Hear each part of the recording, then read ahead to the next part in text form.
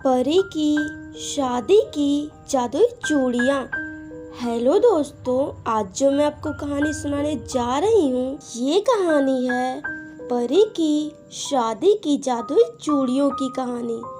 तो चलिए दोस्तों, कहानी की शुरुआत करते हैं। शनाया परी अपनी माँ के साथ रहती थी। उसकी माँ कुछ दिनों के लिए शहर में उसकी शादी के लिए लड़का देखने के लिए गई हुई थी और शनाया परी घर पर अकेली थी। उसे घर में बिल्कुल अच्छा नहीं लग रहा था, इसीलिए उसने सोचा क्यों न मैं कुछ देर जंगल में जाकर टहल कर आऊं, मुझे अच्छा भी लगेगा और माँ भी कुछ दिनों बाद वापस आएंगी। ये सोचकर शनाया परी जंगल की तरफ निकल जाती है और कुछ ही देर में जंगल में पहुंच जाती है। वहाँ उसे बहुत ही अच्छा लग रहा था। इसी तरह से अब हर रोज शनाया परी जंगल में टहलने के लिए जाने लगी। फिर एक दिन जब वह एक नदी के किनारे बैठी हुई थी, तभी उसे वहीं पर चूड़ियाँ पड़ी हुई दिखाई देती हैं। अरे ये क्या, ये तो कितनी अच्छी चूड़ियाँ हैं, पर ये यहाँ कैसे? कोई इन्हें कैसे यहाँ डाल सकता है? क्यों न मैं इन्हें घर लेकर जाऊँ, ये ठीक रहेगा।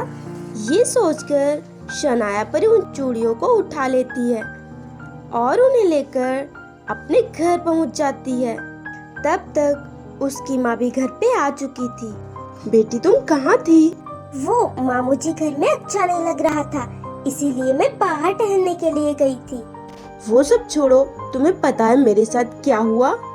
जब मैं शहर जा रही थी तो रास्ते में कुछ चोरों ने मुझे पकड़ लिया और सारे पैसे भी छीन लिए जो बैंक में जमा करने थे। फिर जब मैं उन लोगों के घर पर गई, उनके घर जाकर सारी बात बताई, तो वो लोग बोले कि मैं झूठ बोल रही हूँ ताकि मुझे दहेज के पैसे न देने पड़े, और उन्होंने रिश्ता तोड़ दिया।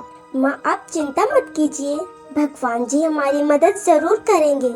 आप जाकर आराम कीजिए, मैं अपने कमरे में जा रही हूँ। शनाया परी अपने कमरे में चली जाती है।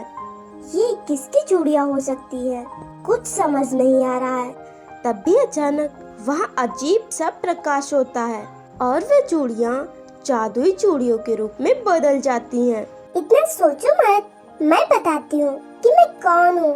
मैं जादुई चूड़ी हूँ और तुम्हारी मदद करने के लिए भगवान जी ने मुझे यहाँ भेजा है। मुझे सब पता है कि तुम्हारी माँ के सारे पैसे चोरों ने छीन लिए हैं।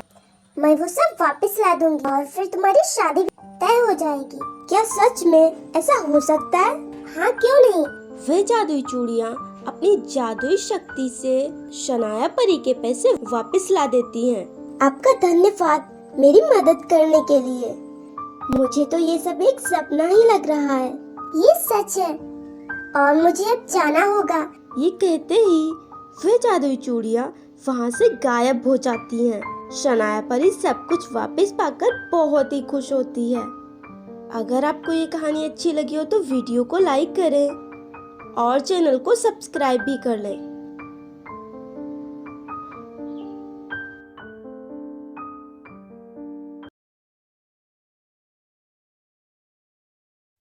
सौतेली माँ और परी का जादुई आईना।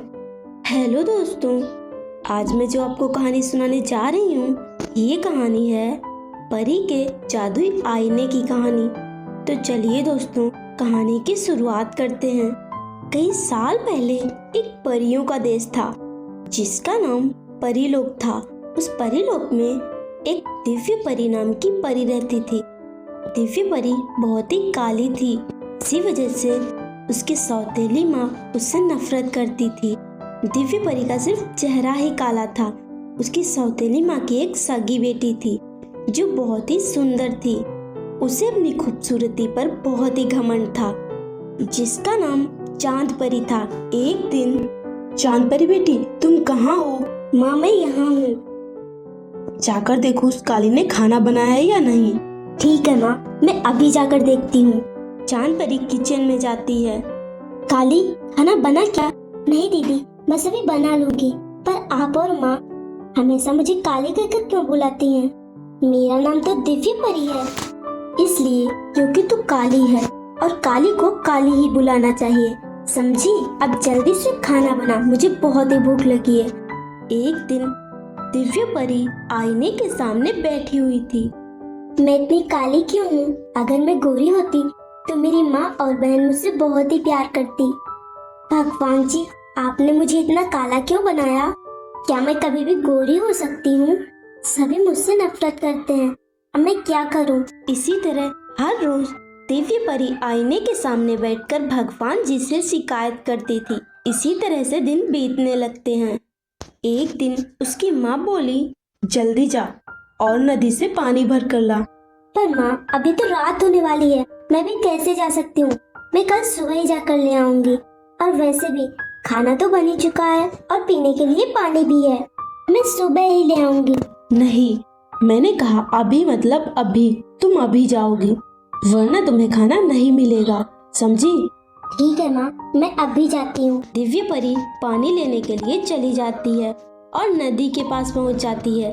तभी उसने देखा नदी के पास एक आईना पड़ा हुआ था और वह बहुत ही चमक रहा था और उसके आसपास बहुत सी जादुई तितलियां उड़ रही थी।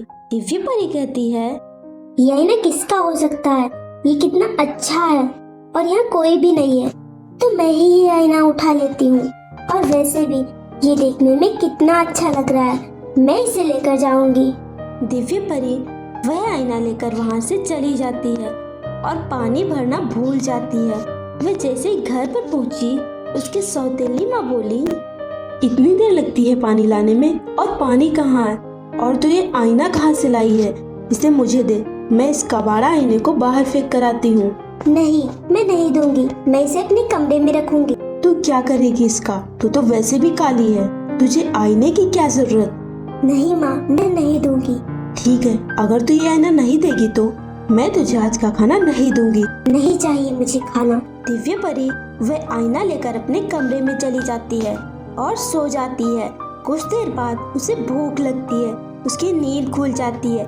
तभी वह देखती है उसके सामने ढेर सारा खाना रखा हुआ था। वह सोच में पड़ जाती है, ये कैसे हो सकता है? तभी वह आईने के सामने जाती है। उसने देखा उसका चेहरा बहुत ही सुंदर था और चमक रहा था। वह सोच में पड़ गई। तभी वह आईना बोलने लगा और बोला, मैंने ही तुम्हें इतना खूबसूरत बनाया है और मैंने तुम्हें खाना भी दिया है। मैं एक जादुई आईना हूँ, क्योंकि अब तुम गोरी हो चुकी हो, इसीलिए अब तुमसे सभी प्यार करेंगे, कोई भी तुमसे नफरत नहीं करेगा। दिव्य परी बहुत ही खुश हुई। फ्रेंड्स, अगर आपको ये कहानी अच्छी लगी तो वीडियो को लाइक कीजिए और चैनल को सब्सक्राइब कीजिए।